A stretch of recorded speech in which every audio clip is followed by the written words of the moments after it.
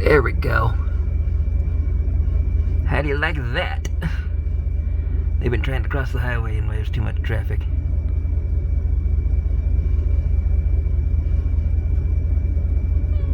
A bunch of them. I saw like 6 of them. Here they are, here they come, here comes their buddies. Check that one out. I wish I could zoom in even further, but this is as much as my phone will do. It's max zoomed out. Check that out. Pretty freaking cool.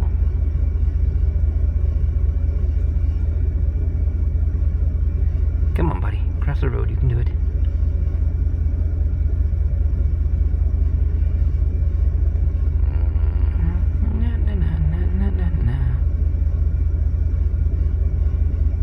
There they go. And there should be about 4 more. I think, but I don't know if their buddies are coming or not, but that was pretty cool. Riverton, Wyoming, between that and Grand Tetons National Park in Wyoming. Here we come. Jump it. Oh, they broke it. Nice, the first one broke it, apparently. I didn't even notice the fence was down. On this section all the way back, they must be fixing it. Ooh, that car don't need it.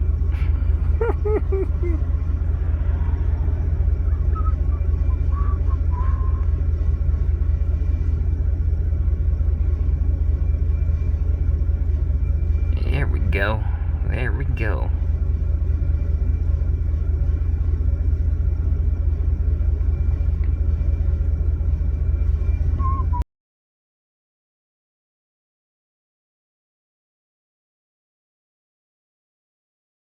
The pass between Idaho Falls, Idaho of course, and Boise. Some weird kind of Idaho National Forest thingy. So far I saw 2 falcons trying to dive bomb me, and then deer. Of course, people with bad driving. That guy was good, but that was the guy before this that didn't have it. And then this beautiful scenery.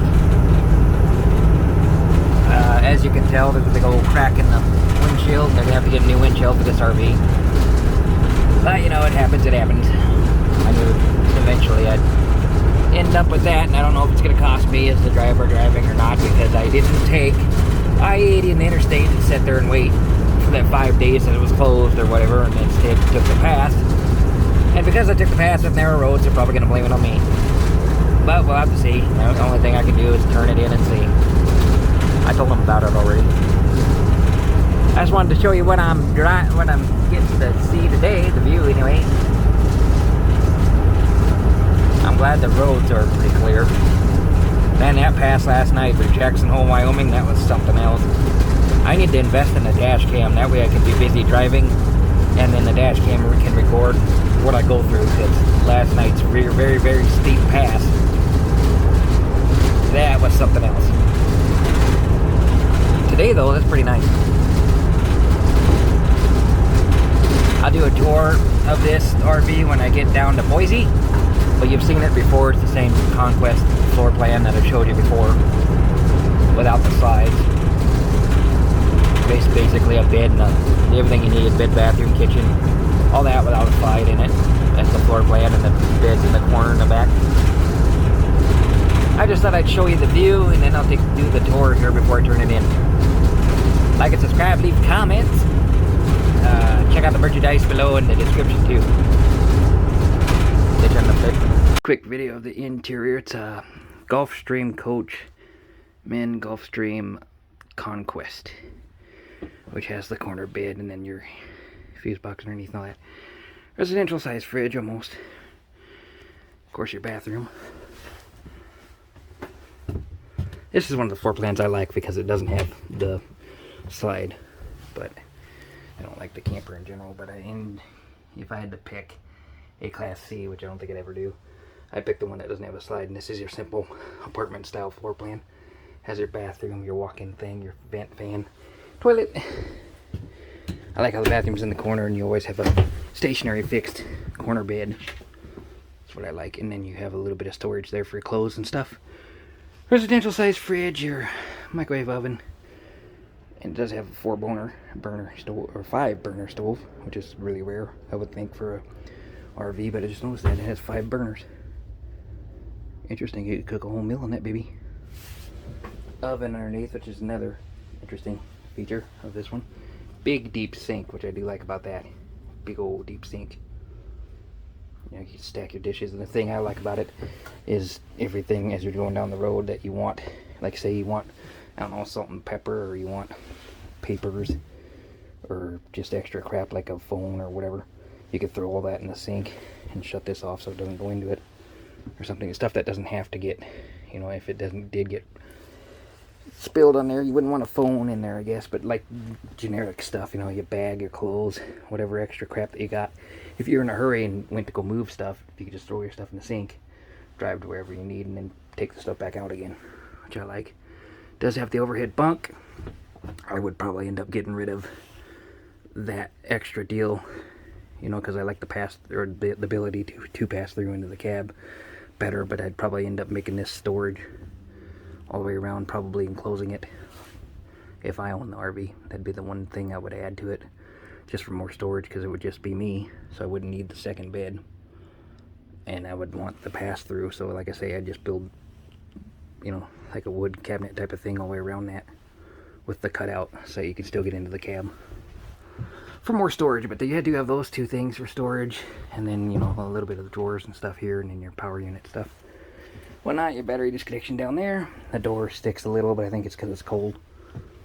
A little bit of overhead storage on top of the bedroom, and I do like how the bedroom, this kind of wide open setup, it does have the curtain that goes around there, so it's pretty easy. You just pull those 2 blinds down, bring the curtain across, and anybody who's looking in the RV can see all this, and it don't matter because you have your own privacy right there at the bed, which is something I do like, although I probably would make it so that the curtain goes all across instead of around at just the bed. That way I can go back and forth to the bathroom at night and whatnot, and then have to move the curtain or worry about anybody here, you know, for populated Walmart parking lots and stuff like that, for privacy. Fast and simple, and then you don't have to pull all this down, although you do have the blinds to pull that down with, you know, and of course you can blinds there, you can pull down and all that, etc. But you wouldn't have to if you just used the curtain there. Like I say, I'd make one that goes across to the bathroom door. That way you have the bathroom, or the bedroom and the bathroom to yourself at night. It'd be my main thing. You know, it's neat how they did it where it's just the bed, but it's kind of stupid because most people who need to use the restroom at night, you know, that way you could be butt naked in here if you wanted to, and you'd have everything covered up, so nobody could say it was indecent exposure, or nobody can just look in at you in general on your section at night when you're sleeping.